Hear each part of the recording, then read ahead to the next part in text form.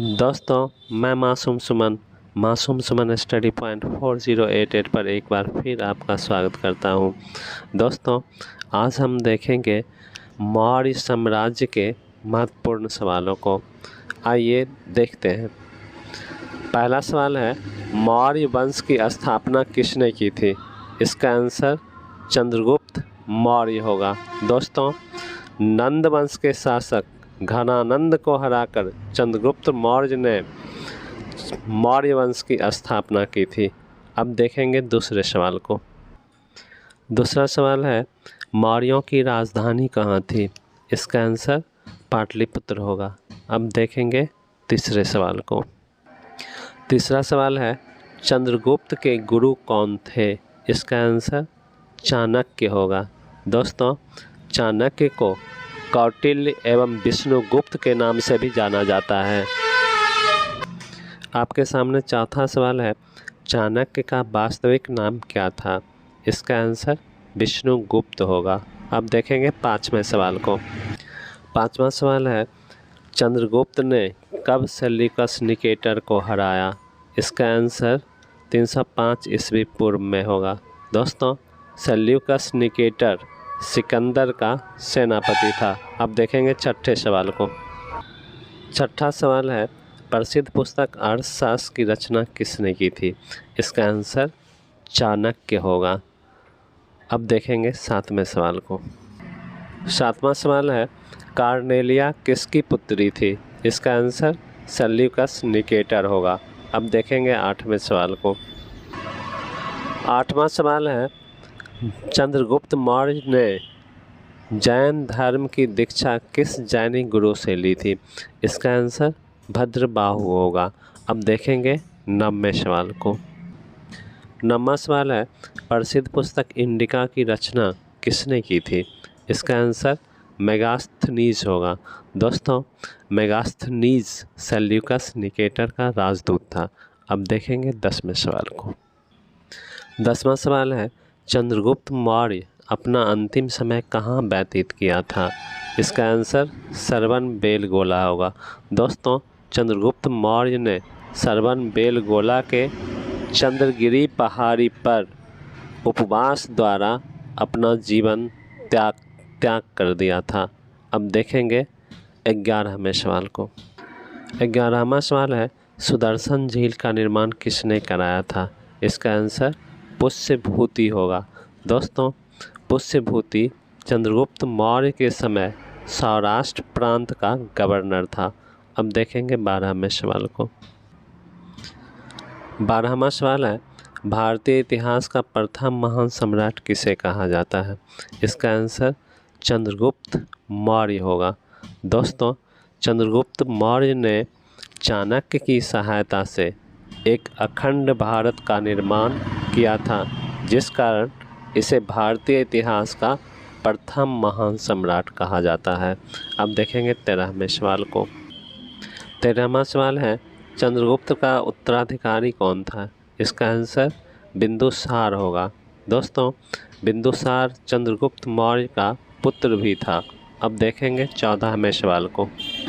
14वां सवाल है, बिंदुसार को किस उपनाम से जाना जाता है? इसका आंसर अमित्रघात होगा। दोस्तों, अमित्रघात का अर्थ होता है शत्रुओं का वध करने वाला। अब देखेंगे 15वें सवाल को।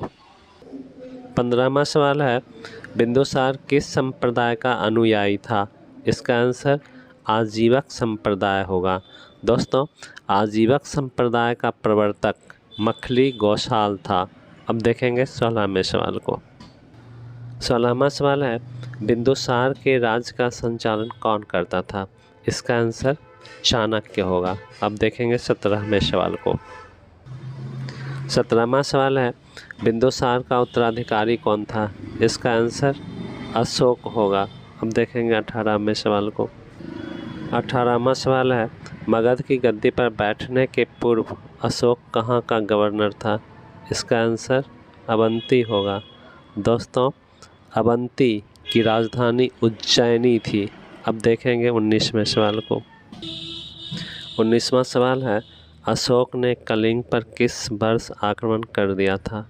इसका आंसर 261 ईस्वी पूर्व होगा।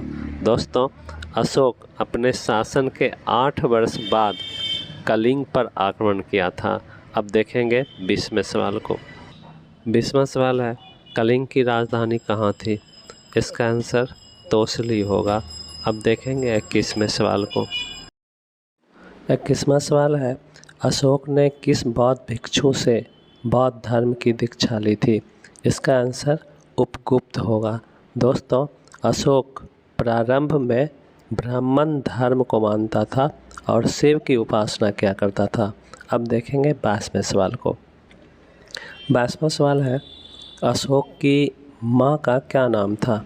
इसका आंसर सुभद्रांगी होगा। अब देखेंगे 23वें सवाल को। 23वां सवाल है, सर्वप्रथम किस अभिलेख में अशोक नाम का उल्लेख मिलता है? इसका आंसर मास्की अभिलेख होगा।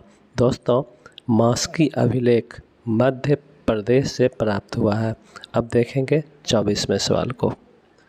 24वां सवाल है, किस किस अभिलेख में अशोक नाम का उल्लेख मिलता है?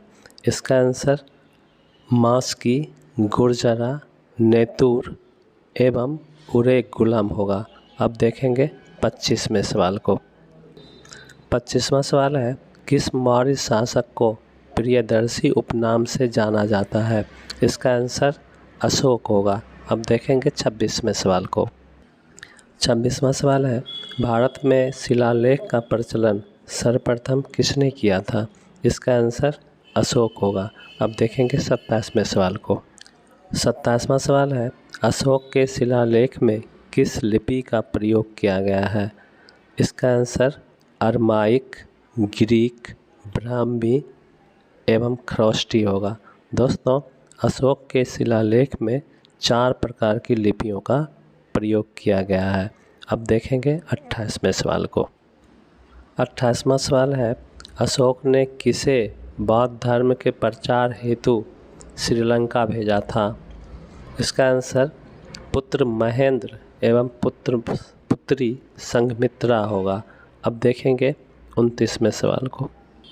29वां सवाल है, अशोक की राजधानी कहाँ थी? इसका आंसर पाटलिपुत्र होगा। अब देखेंगे 30वें सवाल को। 30वां सवाल है, किस ग्रंथ के अनुसार अशोक अपने 99 भाइयों का वध कर मगध की गद्दी पर बैठा था? इसका आंसर बौद्ध ग्रंथ होगा।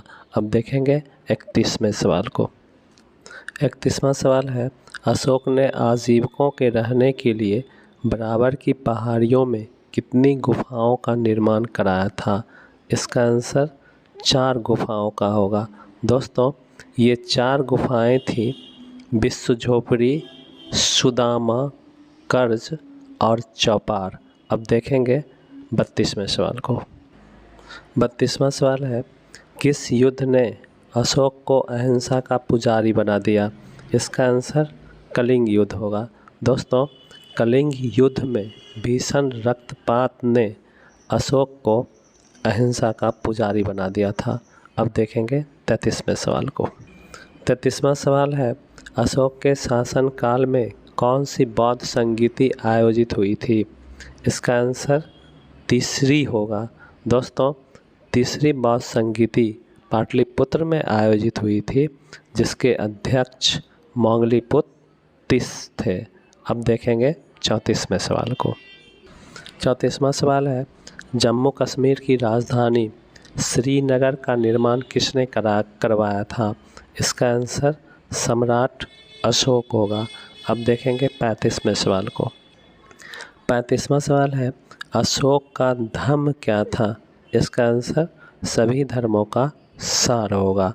अब देखेंगे 36वें सवाल को। 36वां सवाल है, अशोक का राजधर्म क्या था? इसका आंसर होगा बौद्ध धर्म। अब देखेंगे 37वें सवाल को। 37वां सवाल है, अशोक के शासनकाल में राजकीय भाषा क्या थी? इसका आंसर होगा पाली। अब देखेंगे 38वें सवाल को। 38वां सवाल है, अशोक के समय राजकीय लिपि क्या थी? इसका आंसर ब्राह्मी होगा। अब देखेंगे 39वें सवाल को। 39वां सवाल है, अशोक के शिलालेख की खोज किसने की थी? इसका आंसर पादरेटी पैंथेलर होगा। दोस्तों, पादरेटी पैंथेलर ने 1750 ईस्वी में अशोक के शिलालेख की खोज की थी। अब देखेंगे 40वें सवाल को। 40वां सवाल है, अशोक के शिलालेख को सर्वप्रथम किसने पढ़ा? इसका आंसर जेम्स प्रिंसेप होगा। दोस्तों, जेम्स प्रिंसेप ने 1837 ईस्वी में अशोक के शिलालेख को पढ़ने में कामयाबी हासिल की थी। अब देखेंगे 41वें सवाल को। 41वां सवाल है, किस शिलालेख में कलिंग युद्ध की भयावहता का वर्णन है? इसका आंसर होगा 13वां शिलालेख। अब देखेंगे 42वें सवाल को। 42वां सवाल है, अशोक के स्तंभ लेखों की संख्या कितनी है? इसका आंसर 7 होगा। दोस्तों, ये 7 स्तंभ लेख साक्षाह विभिन्न स्थानों से मिले हैं। अब देखेंगे 43वें सवाल को। 43वां सवाल है, अशोक का सबसे लंबा अभिलेख है? इसका आंसर होगा 7वां अभिलेख। अब देखेंगे 44वें सवाल को। 44वां सवाल है, अशोक का सबसे छोटा स्तंभ लेख है? इसका आंसर होगा रुम्मनदेई स्तंभ लेख। अब देखेंगे 45वें सवाल को। 45वां सवाल है, अशोक का ग्रीक एवं अरमाइक लिपि का अभिलेख कहाँ से प्राप्त हुआ है? इसका आंसर कंधार से होगा। दोस्तों, सार एक कुना का अभिलेख इसका सबसे अच्छा उदाहरण है। अब देखेंगे 46वें सवाल को। 46वां सवाल है, अशोक के गुहा लेखों की संख्या कितनी है? इसका आंसर 3 होगा। अब देखेंगे 47वें सवाल को। 47वां सवाल है, अर्थशास्त्र में शीर्षस्थ अधिकारी के रूप में किसका उल्लेख मिलता है? इसका आंसर है तीर्थ या महामात्र। अब देखेंगे 48वें सवाल को। 48वां सवाल है, मौर्य प्रशासन की सबसे छोटी इकाई क्या थी? इसका आंसर ग्राम होगा। दोस्तों, उस समय ग्राम के प्रमुख को ग्रामनी कहा जाता था। अब देखेंगे 49वें सवाल को।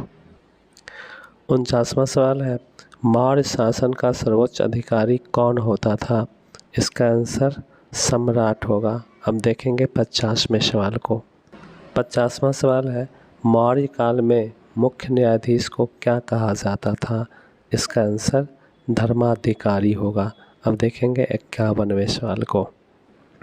51वां सवाल है, मौर्य काल में राजकीय भूमि को क्या कहा जाता था? इसका आंसर सीता भूमि होगा। अब देखेंगे 52वें सवाल को।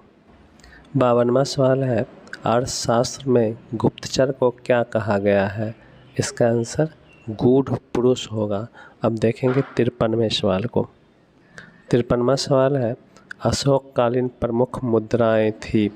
दोस्तों, अशोककालीन प्रमुख मुद्राएं निम्नलिखित थी। पहला, स्वर्ण जो सोने का बना होता था। दूसरा, करसापन जो चांदी का बना होता था। और तीसरा, काकनी जो तांबे का बना हुआ था। अब देखेंगे 54वें सवाल को। 54वां सवाल है, मौर्य वंश का अंतिम शासक कौन था? इसका आंसर बृहद्रथ होगा। अब देखेंगे 55वें सवाल को। 55वां सवाल है, बृहद्रथ की हत्या किसने की थी? इसका आंसर पुष्यमित्र शुंग होगा।